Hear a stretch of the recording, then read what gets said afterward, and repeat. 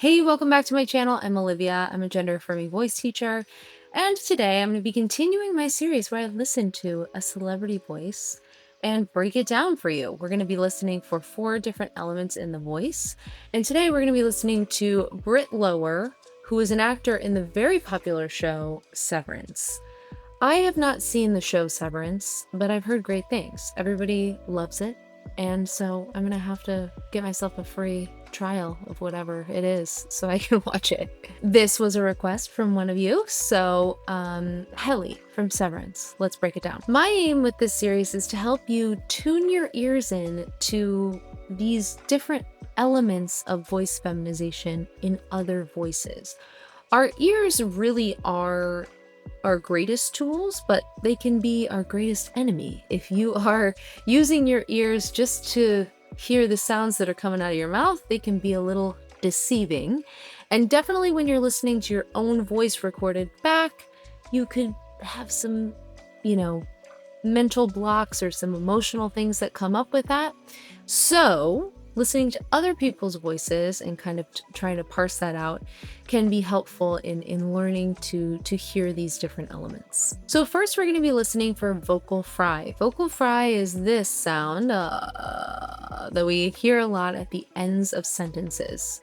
I just did it. At the ends of sentences, that kind of sound. Next, we're going to be listening for pitch and intonation. So pitch being how high or low her voice is, and then we're also going to listen for and take a look at how much her pitch is moving up and down. So pitch and intonation is going to be the one thing that we are going to use technology to measure. So I'm going to be using the Pratt software to take a look at her pitch and her intonation movements so we can know for sure where her pitch lives. Third, we're going to be listening for resonance. So resonance in this case, I'm going to be talking about how bright or dark her voice sounds. And finally, number 4, we're going to be listening for vocal weight. So vocal weight is going to be heavier sound versus a lighter sound. So I'm just going to play the clip 4 times. We're going to listen for each element one at a time, and then we're going to talk about it. So this first time through, I want you to just listen to see if you hear vocal fry. How'd you navigate playing Helena and also playing Helly? Did I do the order right? Yeah, you're playing Helena, playing Helly. What the hell was that like? Yeah, that was a really wonderful 5D chess game that Dan gifted me. Thank you, Dan.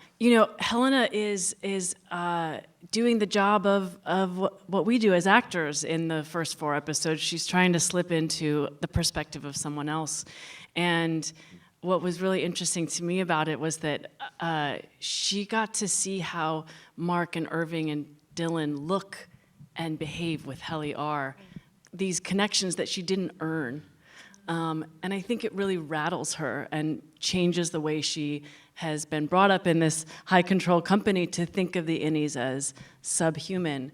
But it also opens up her own kind of understanding of herself. I really didn't hear any vocal fry in Britt's voice. I think there's a couple times where it goes low and it's kind of a little bit of a pressed sound or a little bit of kind of pushed in a way, but I'd never hear it go full into this thing at the ends of her sentences. So that tells me that she uses good breath support, and it doesn't surprise me from an actor. They're always working on their voices in that way and working on projecting or things like that. So changing their voice maybe for a role.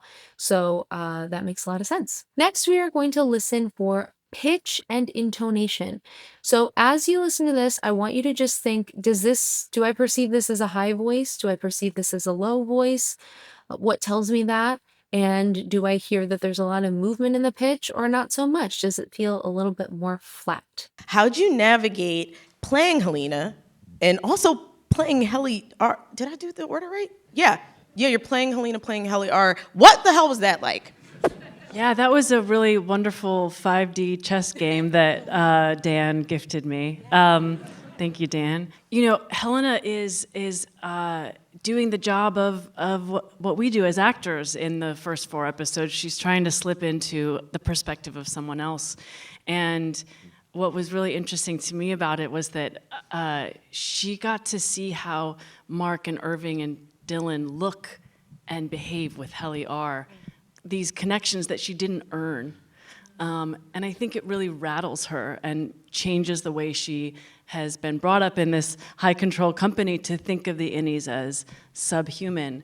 But it also opens up her own kind of understanding of herself. Okay, so if we take a look at Pratt here, okay, so I'm just gonna go here, highlight the clip, and then I'm going to check out her average pitch.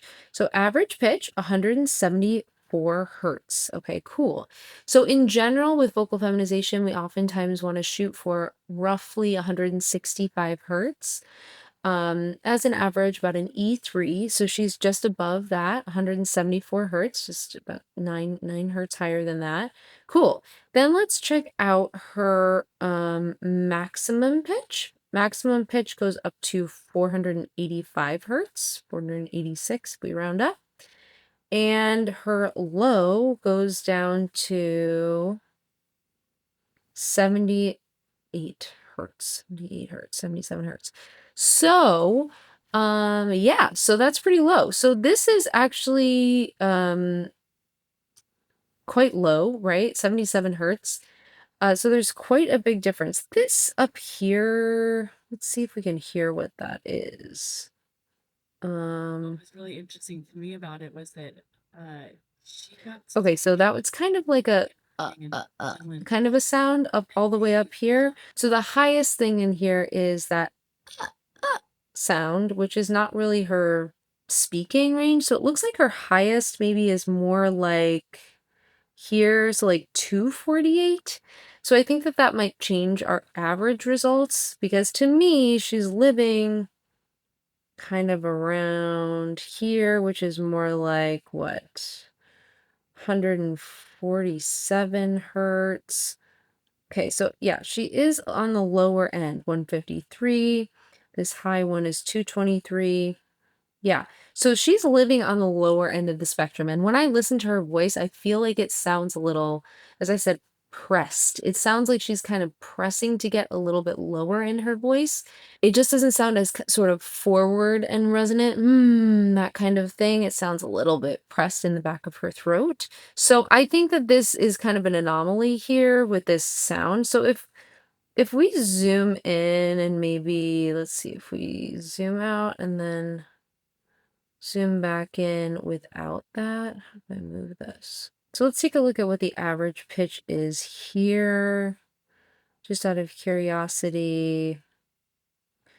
178. Okay, that's even higher actually. Okay, cool. So interesting. So yeah, there's a couple of high pitches in there that are kind of more sounds. Interesting. So about 170s, although she comes down a lot into this 128, 143. Highest one here is, what is this? 233. So she's living on the lower end. 135. She's got a lower voice.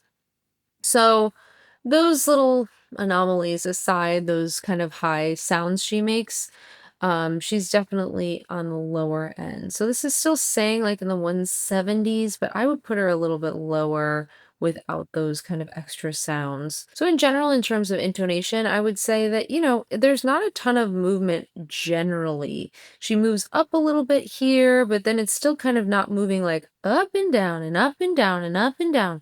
It's kind of staying within this, 157 to whatever this is, 177. So that's just like 20 hertz right there. So she's kind of oscillating around, 20-ish, 20, 30-ish hertz as she's moving her pitch. And then she might move that section up, but just kind of move around in that section too. So not a ton of up and down, which is what we traditionally think of as, oh, that's a more feminine perceived sound. So first of all, here, we don't have a super feminine perceived pitch range, that it's not like living up in the 220s. And then we also don't have a ton of movement in the pitch. So that's something that's really interesting too. So now let's listen for resonance. Is it a bright sound or is it a little bit darker? How'd you navigate playing Helena and also playing Helly? Did I do the order right? Yeah. Yeah, you're playing Helena, playing Helly. What the hell was that like?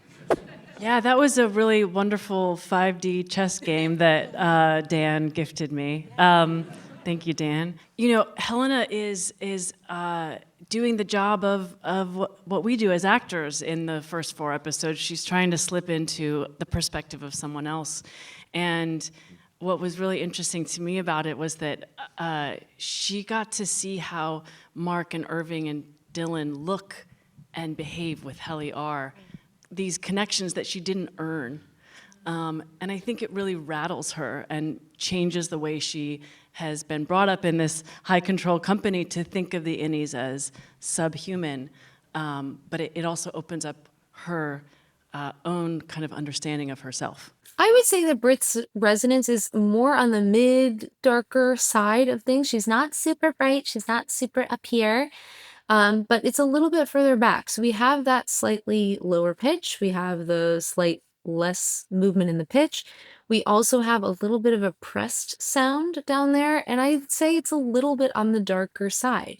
There's a little bit in the throat in a way. It's still a beautiful feminine voice, but I would say it's just not super up in the front of her face, not a super bright sound. But I do think that it's interesting to think about how that interacts with articulation, because I think she has really clear, beautiful articulation.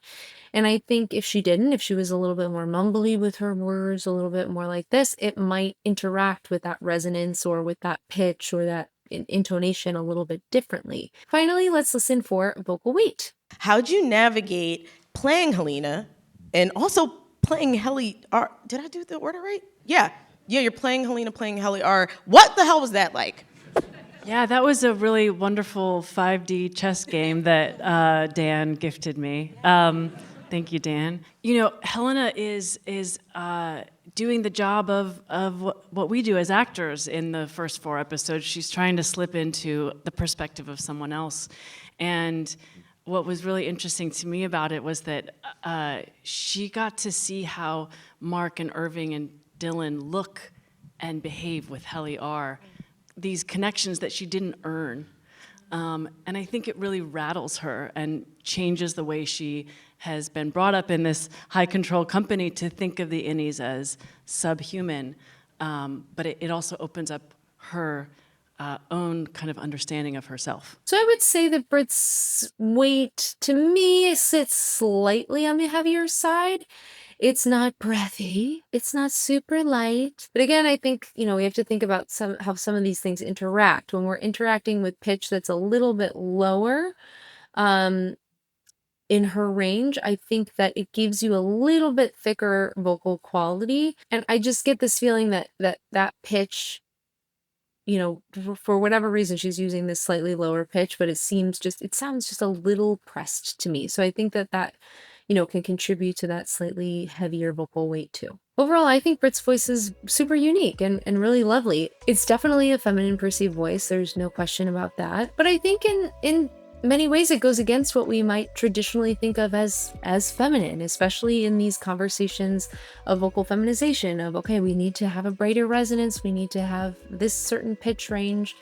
And obviously everybody's dealing with a different anatomy and different habits and all of those things. So for everybody, it's going to be a little bit different. And everybody's choices are going to be a little bit different in terms of what they're going for. But her voice sits a little bit lower. It's a little bit heavier in vocal weight, a little darker in the resonance. There's not as much intonation, movement. And that's all, my opinion as I'm listening to that here. So I'd love to hear from you. How do you perceive her resonance, her vocal weight, all of those things? And please let me know if there's some other celebrities that you'd like me to do a little bit of a deeper dive into. Don't forget to like this video and subscribe to my channel. Thank you so much for watching, and I will see you in the next video.